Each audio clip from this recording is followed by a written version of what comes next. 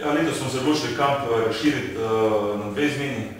Prva izmena od 28. julija do 3. julija in potem od 28. junija do 3. julija in potem od 5. julija do 10. julija. Velja za fante od 8 do 17 let na osnovni šoli Koper. Prvega leta, to je zdaj že tretje leto, prvo leto smo imeli nekaj čez 30 kandidatov, lani jih je bilo 65, letos gleda, da bomo s temi dvema izmenama spet lahko mogoče celo podvojili to številko.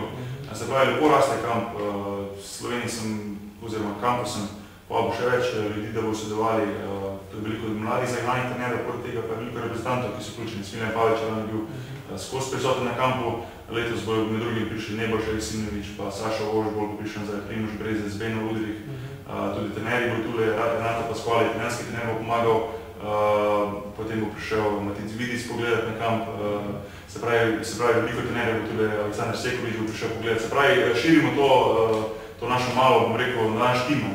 In predvsem bi radi naredili en kamp, ki je mogoče malo drugačen ostali kamp v Sloveniji, predvsem tem, da bi jaz rad uveljavil za svoje poznanstvo iz tujine in pripravil čim več ljudi, da bi ta kamp zrastel. Dogovarjam pa se tudi lahko omenim z Esed Babačič in njegovim projektom, tako da bi se nekako povezali, da bi to bil en tak skupni projekt, ki ne bi bil samo dobro kampa, ampak bi lahko pomagal tudi na splošno košarko na obali.